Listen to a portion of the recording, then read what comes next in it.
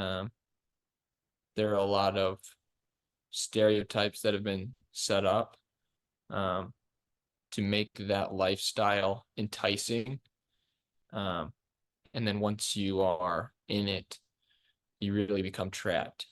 And one of the things I wrote about recently was this idea of the cowboy and like the traditional cowboy that gets on his horse and rides off into the sunset by himself and sleeps under the stars. And that's very romanticized and it's like dreamy. It's like, oh, I would love that. But then you actually look at that at a practical level and you're by yourself for months on end. You're not talking with people. Uh, you're not connecting with people. You're not letting people in. You're suppressing things.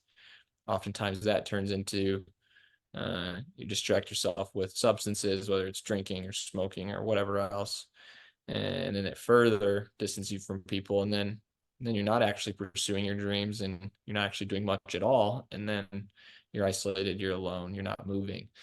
So you can quickly see how that romantic view gets kind of mutated with individualism, and so there are a lot of beauties. With this specific example of like a cowboy, there's a lot of beauty in what a cowboy represents, the strength, the independence, the caring, the protecting. Um, but I think a key piece that's missing is doing that in community with people. And so having people around you is really important. And so I don't know when it started or why it's a thing today. But I would argue that it's kind of always been around. And I think it comes from a piece uh, the same way that there's beauty in providing and protecting and serving.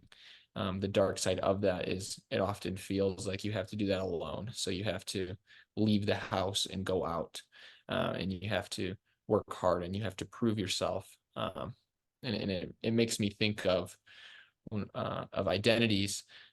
Men are much more likely to wrestle with what it means to be a man than women are to wrestle with what it means to be a woman. Like it's much more defined.